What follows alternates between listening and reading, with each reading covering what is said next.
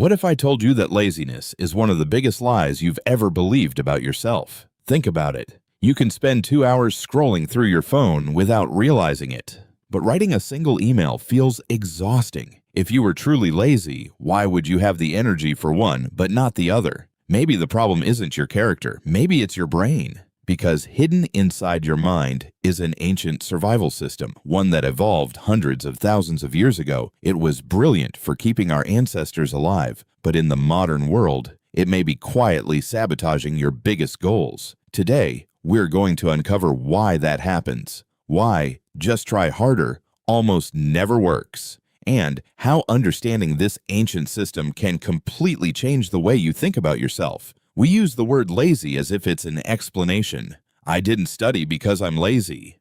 I never started the business because I'm lazy. I skipped the gym because I'm lazy. But calling yourself lazy explains nothing. It's like calling a computer broken without asking what caused it to stop working. Psychologists rarely treat laziness as a single personality trait. Instead, they look at things like perceived effort, reward prediction, attention, habits, stress, and executive function. In other words, what we call laziness is often the result of many hidden systems working together. The real question isn't, why am I lazy? It's, why does my brain believe this task isn't worth doing right now?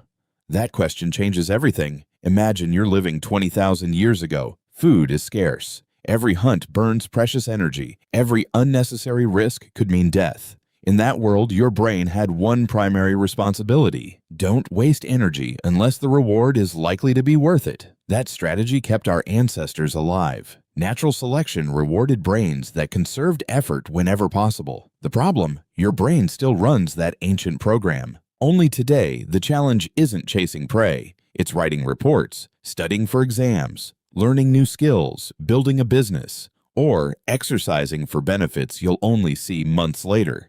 To your ancient brain, those tasks share one thing in common. The reward is delayed, the effort is immediate. And when immediate effort meets uncertain reward, your brain quietly whispers, maybe later.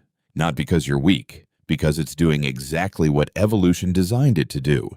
But evolution isn't the whole story. Modern technology has learned how your brain works. Every notification, every short video, every endless feed offers an immediate possibility of reward. Not guaranteed, just possible. Ironically, that's what makes them so addictive. Psychologists call this variable reinforcement. It's the same principle used in slot machines. Each swipe might reveal something exciting. Most don't, but sometimes they do. And your brain keeps pulling the lever. Compared to that, reading a difficult book feels painfully slow. Starting a project feels boring. Not because the work became harder, because your brain has grown accustomed to constant novelty. The comparison isn't fair. Long before neuroscience existed, philosophers noticed the same struggle. The Stoics argued that people become prisoners not of pain, but of comfort. Aristotle believed excellence wasn't something we possessed, it was something we practiced. And Buddhist philosophy warned that endlessly chasing immediate pleasure only creates more suffering.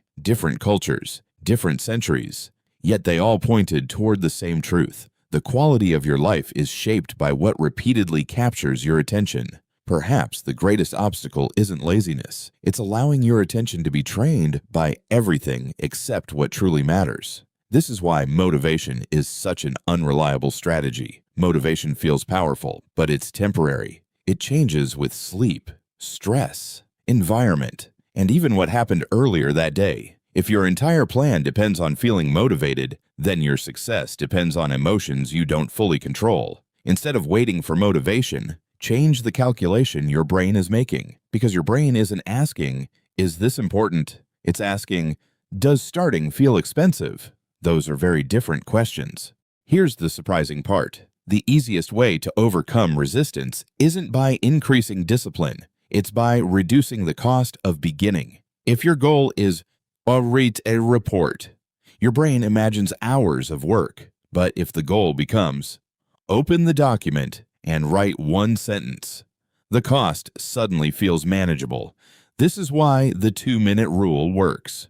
Not because it's magic, but because it slips beneath your brain's resistance threshold. And something remarkable often happens after you begin. Progress creates momentum. Momentum makes continuing easier. The hardest step is rarely the work itself. It's convincing your brain that starting is safe. There's one final lesson. Stop depending on willpower. Willpower fades. Systems don't. Lay out your workout clothes before bed. Open tomorrow's document before closing your laptop. Remove distractions before they become temptations. Don't build a life that constantly demands heroic self-control. Build one that quietly makes the right choice easier than the wrong one. That's not weakness. It's intelligent design. So the next time you catch yourself saying, "I'm just lazy," maybe you're not looking at a character flaw. Maybe you're looking at an ancient survival algorithm trying to solve a modern problem with outdated rules. The moment you understand that, you stop fighting yourself and you start designing your life around how your mind actually works. Because the greatest transformation doesn't begin with more motivation. It begins with a better understanding of your own mind.